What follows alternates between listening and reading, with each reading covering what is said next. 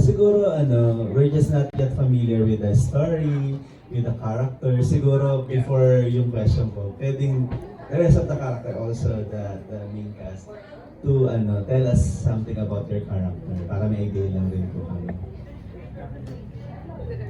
Let's start with Characters daw. Okay. Queen Ay. Make sure. Hindi, ang character ko po dito, ako po ay secretary dito ni Miss Anne, which is gagampanan po ni Miss Liza De Castro. Siyempre ako po dito very workaholic kasi yung ang aking boss ay very workaholic din. Pero hindi po ako perfectionist kasi yung akin pong boss ay very perfectionist. Pero ako po ay mabait and at the same time, ayun, masipag. Pero lagi ding on time. Kaya lang medyo antukin po kasi yung secretary, si Liz. Pero yun man nga po, masipag siya and mabilis po siyang masuyo pagdating sa trabaho. Ayun lang naman po. Thank you. Thank you, Queen Ay. Si Ice. Ayaw ko agad. Opo. Ayaw ko. Naso. Ako rin si Jack. Ako yung sisira ng relasyon. Sa'yo dyan.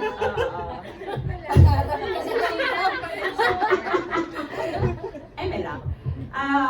Siyempre ako yung sa comedy side dito, bang icebreaker ako. Diba sabi nga ni Queen ay si Ma'am Anne, ang mga parang streak, ganyan. So ako yung babasa ng trick ni Ma'am Anne, ganyan. Mga ganyang level. Ay, bones. Ang playing the role of Books, isa sa mga maintenance guys sa hotel. Tapos halos yung buong buhay niya parang umiikot lang sa character ni Liz.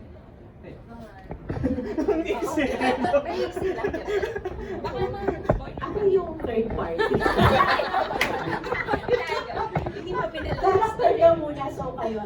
Sige, it's really about Anne na kakahiwalay lang sa kanyang husband at malalaman natin sa pelikula kung bakit sila naghiwalay and then bigla na lang may dumating si Chicks sa buhay niya at yun, at doon magbabago ang pananaw ni Anne tungkol sa love. Ayun na, sinabi na nila. Misteryosong darating na magbabago ng pananaw ni Anne. I-heal ko yung mga kailangan ma-heal. Ayun. And basically, lahat tungkol kay Anne, alam ko.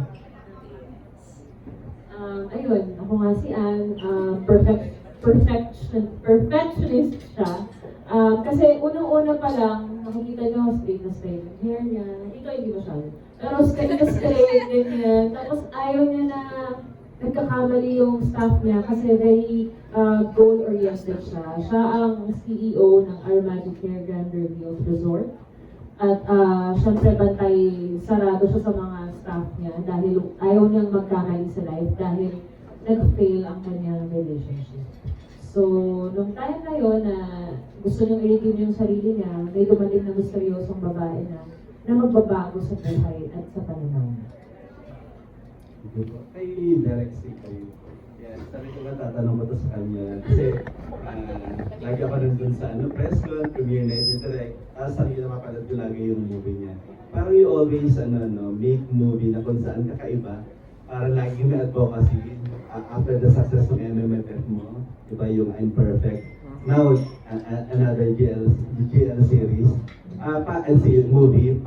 Ano po ito? Parang it's based ba from kumbaga story or parang on your imagination lang yung story? Paano nabuo po itong I Felt Fine? Parang grabe yung based sa life story. Pag sinabi ko, baka maging headline na naman ako. But, as a storyteller and as a filmmaker, kung siguro yung mga nandito rin, na mga nakapanood din ko ng mga pelikula ko, I always make it to a point na every time I do movies or I tell stories, gusto ko yung meron akong magagamit yung platform ko as a storyteller. And kasi yun lang yung maliit kong contribution siguro sa bansa natin o sa mundo para mabigyan ang lahat ng walang boses. Gaya nga ng sinasabi ko, like ko pinaglalaban ng inclusivity, being heard, being seen, and like sa I'm Perfect, so persons with disabilities, like with this one also, I'm championing the LGBTQ community. So, kasi sila yung mas kailangan ng platform dahil bihira yon sa pelikula natin. So, sa maliit kong paraan, gusto kong magkwento ng mga bagay na katulad po nito para makatulong ako sa kanila. Yung question ko naman kay Rian sa kay Liza. Kasi pag sinabing GL series, medyo sensitive, di ba? Hindi natin alam, hindi ko rin alam kasi parang this is comedy love story, di ba?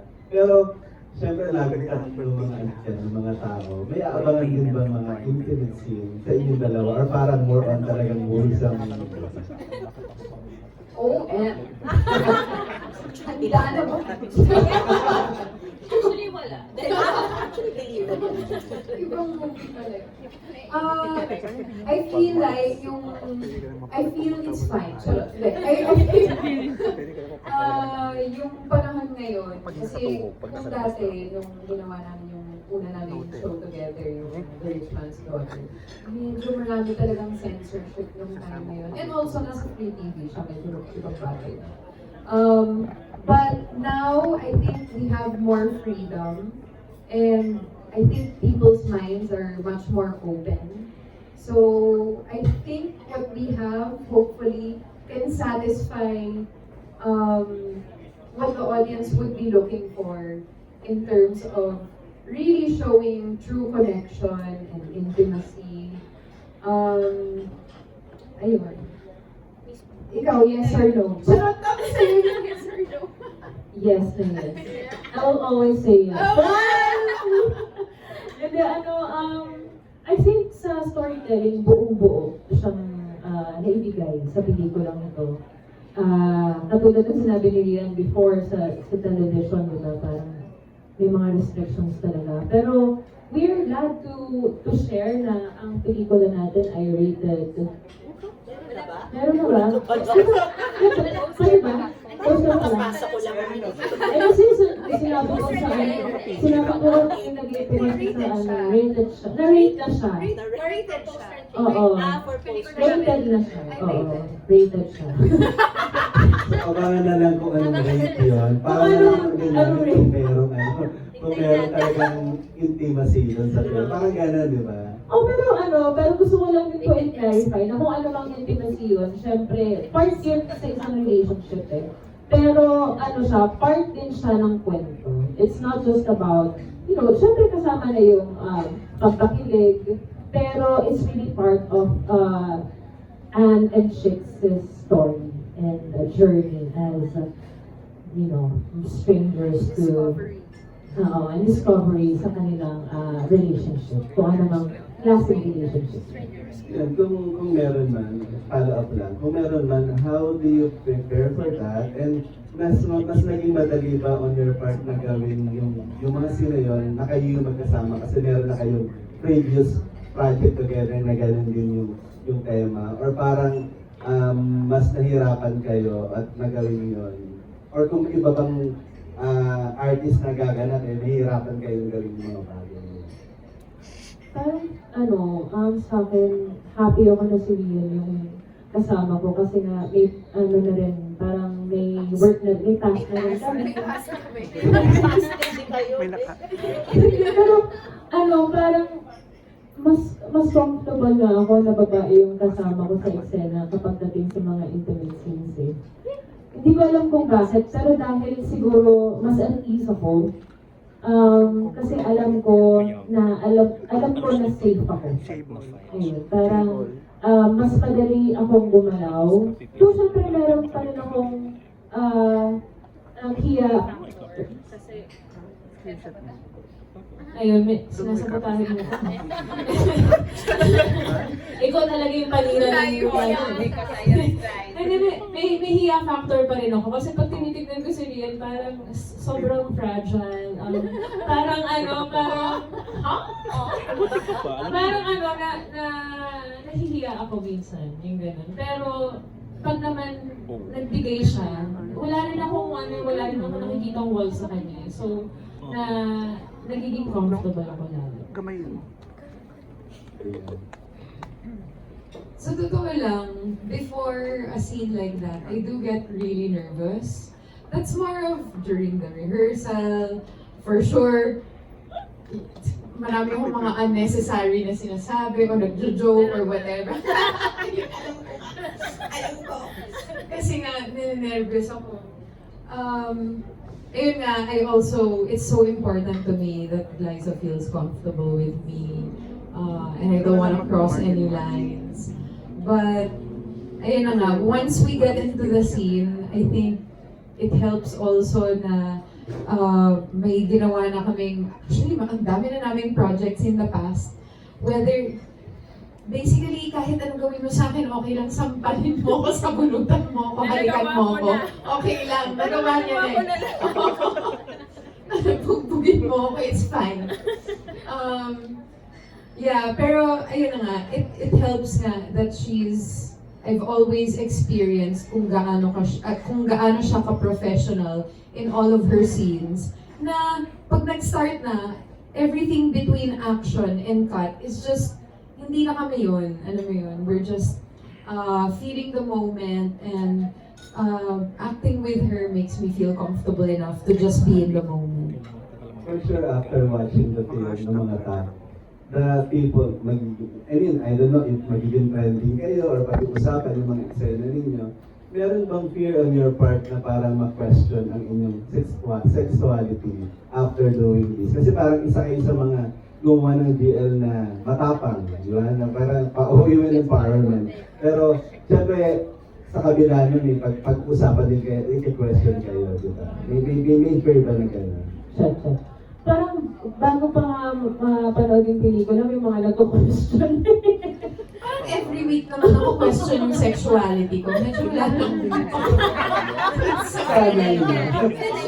Ang luma na ng tarot. Hindi naman ako nervous sa ganun. Siyempre, we've already had a project in the past. And siguro then, when I was younger, parang mas iniisip ko yun. But nowadays, parang hindi na, unang-una, feeling ko it's not even relevant. It's 2026, who cares? We're just trying our best to tell a love story as it should be told. Parang ang sarap bilang mga aktor na pumunta sa mundo ng mga buhay. Pumunta sa buhay ng mga tao na hindi mo na-experience in real life eh. Parang, kunwari, nag-play ka as a mother, di ba? Parang minsan na napupuntahan mo yun, ganito pala maging nanay, o di ba? Tapos sa Sangre, ganito pala maging Sangre, maging superhero. So, hindi siya kakaiba para sa akin, napuntahan yung mundo nila Anne and Shakes or ni Jake or Althea. Kasi parang curious ako eh dun sa kung ano yung mundo nila eh. And I'm just so happy that I was able to be in that world and experience that. And parang ayun siguro as actors yung mababaon namin na experiences at parang fulfillment. Thank you, Rian. Right. Last na lang to our producer, The White International. Tanong ko lang, this is your first film, right? Ay, hindi naman. Pangilan na po, ma'am? This is our third actually. The third. Pero on this third movie, parang why GL of all the genre? Why not? Why not? No, because the first movie that we produced, for the knowledge of everybody, so we produced Papa Mascot. It's actually a drama film starring Ken Chan, and then the next one was actually Slay Zone. It's a thriller film that also stars Liza De Castro, and this is the third film. So, pero ako, yung sagot ko na why not, because I don't actually judge any project, because we are in different ventures, we do businesses, we do this and that. Also, it applies to films. And isa siguro background, ba't kami nag-come up sa ganitong genre. One thing that I really appreciate about these two stars that we have, before kasi ito, nasabi ko na to, before kami gumawa ng film together, kala mo nag-star din. Before kami nag-produce, ano ba yan, ng film for them, galing na kasi sila sa Araneta Coliseum, nag-guest namin sila sa aming event na Film Betty. So it's also a girl love, ang tawag doon, GL Love Team from Thailand. Endorsers kasi namin sila sa Arrow Magic Hair, if you're familiar with that. Tapos yun na, doon nag-start din yun. Kasi grabe yung tilian nung lumabas si Glyza at si Rian sa stage, and everybody was teasing, and then movie, and then they were asked, would you do a movie? Give it a chance. And then, ang sagot ni Glyza, if I could remember, was parang, kung manonood kayo. And then, sumagot naman si Rian, I will always say yes. So kami as producers, bakit hindi? So yun na, we texted Glyza, actually nag-usap kami. Texted her and nag-usap kami. Glyza, paki-message naman si Rian. Kasi Glyza is a co-founder of ID International Film, so para lang aware din ng lahat. So, kino-found niya sa amin yung sa movies, and then she texted Rian, and then everything started from there, and then now we have a very good movie, directed by si Cube Bernardo. That's the story of it. Thank you very much, Ito. Our next is MJ Villarreal. Announce ka. Pasahan. Hello, good evening. Since it's an advocacy night, so center natin dun sa advocacy of the film. Curious lang kami, in your personal experience, Rian and Glyza, when you were growing up, yung first maybe encounter niyo ng LGBT romance, kung may friends kayo or family, or maybe classmate ninyo na first encounter of unconventional love, and how did you wrap yourself around understanding that unconventional love? Sa habang may inayos ko. Sa family kasi namin, merong members ng LGBTQ. So both sides ng family meron. Growing up, parang hindi ko mag-grasp, lalo na meron akong tito na naging tita. Ganyan. Tapos, meron akong pinsan na actually, in-interview ko, bago kami nag-start ng Richmond's Daughter. Ayun na, parang nasabi na sa akin na may iba-iba kasing klase yan. May fem, may butch, may soft butch, ganun. Kasi parang, ang thinking ko that time, kapag ang gusto mo, babae, yung the way ka kumilos, lalaki ka, yung gano'n, parang si Ice. Parang gano'n, parang, di ba yung... Pero di ba may parang general, ewan ko, parang sa akin nung bata ako, gano'n yung thinking ko. Kasi, yun na, may tita ako na gano'n. But, I think, dahil meron akong miyembro ng pamilya na belong sa community, mas naiintindihan ko. Tapos mas naging familiar ako. Pero kahit na gano'n, ang dami kong pa palang hindi pa alam. Since ginawa namin yung TRMD, kasi adult na ako nung ginawa ko yung TRMD eh. Iba yung perception ko nung bata ako sa perception ko now. Pero mas minahal ko sila. So mas na-understand mo siya later on? Yes. Mas naging malalim yung respect and yung understanding and yung love ko for them. Si Rian. Na-distract ako, nagdala sino ng kumak. Ito yung pinili kong outfit, okay? Deal with it.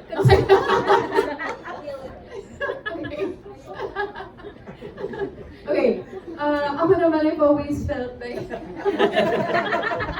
So I've always felt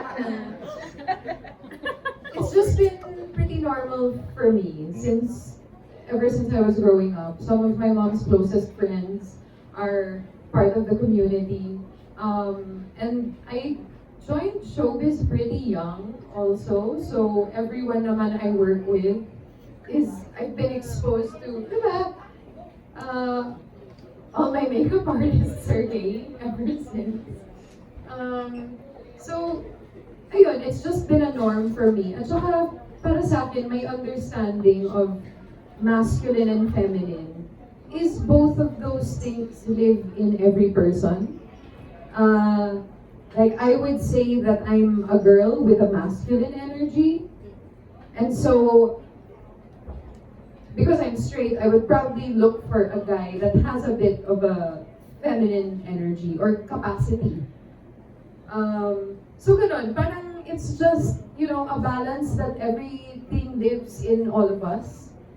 And yeah, that's just how I understand the world. Parang natural na siya na process for you. Yeah, oo. It doesn't, it doesn't sound any different to me than any other relationship where both masculine and feminine would exist. Thank you for sharing, girls. Okay, kay Direk Sigrid, granting po, Direk, na maging PG-13 siya.